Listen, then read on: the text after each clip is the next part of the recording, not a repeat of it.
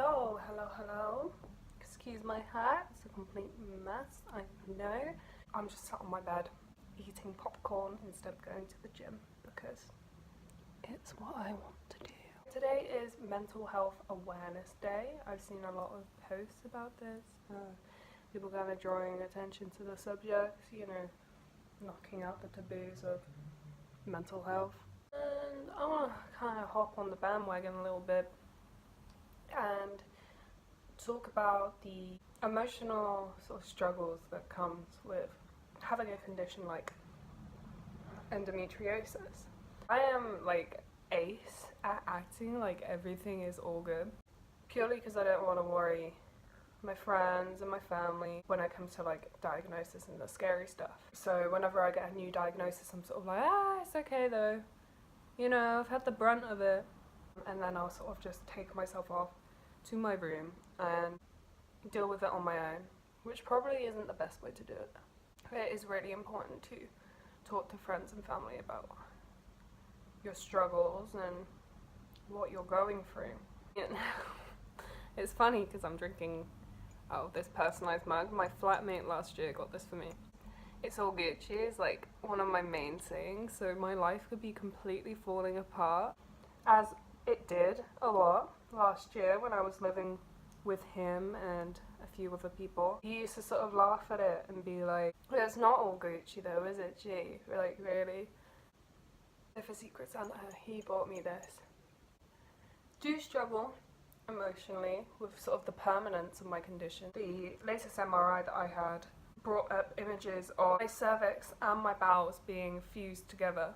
It's something that does happen with endo, but I didn't realise it was happening now. I more or less predicted that it would be happening further down the line because my first specialist diagnosed me as like a stage 1 or 2, which isn't the case at all. I'm a 4+. I found this out yesterday during a consultation for a flexible sigmoidoscopy that I'll be having very soon. But also in this consultation he said, we want to be able to see into the rest of your bowel just in case the growths are going all the way through the bowel. And if this is the case, then we may need to, instead of just separating the organs, which I'm going to have done anyway, it may mean a completely different procedure which will take place in my bowels. And bowel surgery is very messy and it's something that I don't really want to get into too much. It's something that I reckon if I was faced with the option to have surgery on my bowels, I would maybe think about declining it. I know that sounds crazy because why not take the option to not be in pain? But the risks there with bowel surgery and potentially sort of having to have a colostomy bag in the future, it's just not for me. I am very young, I'm 20 years old, and having a colostomy bag right now would prevent me from doing a lot of the things that I really want to do.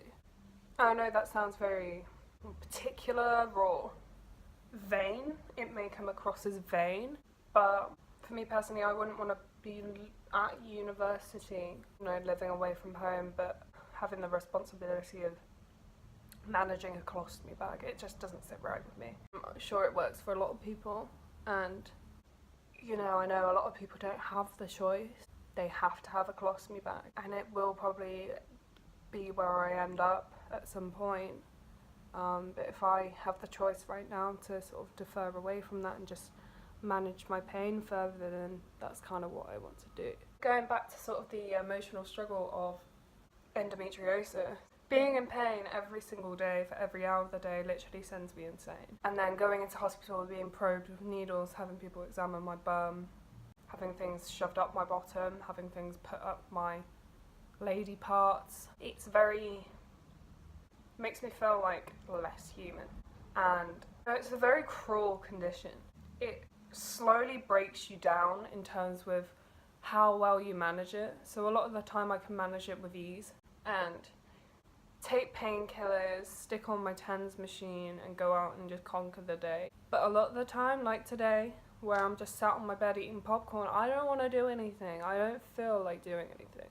And it has had a huge toll on my mental health. I'm now on antidepressants because sometimes I feel like there's no sort of value to my life when I'm in pain every single day for hours of the day. which is a very dangerous headspace to be in, which is why I am now on medication and trying to get better.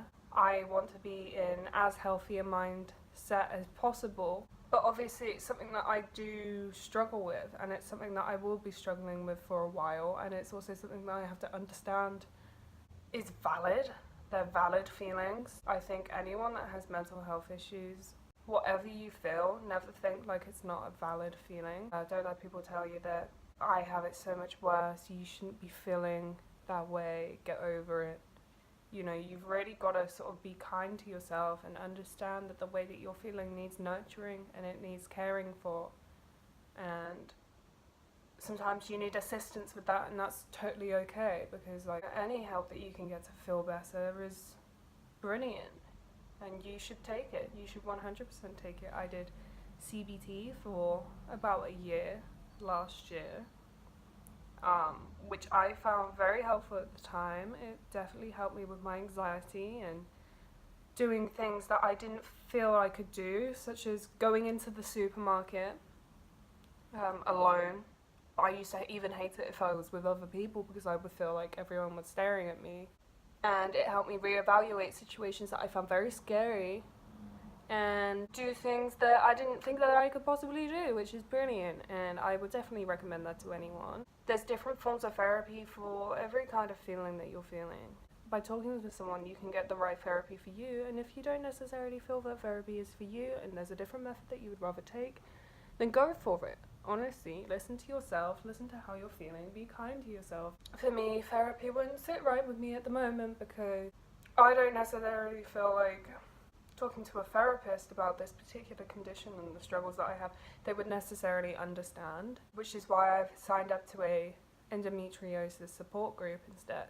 I've had quite a big battle with my weight this year as well. I don't know whether this is the same with anyone else, but when it's time to have my period, I tricycle, so I have 3 periods a year.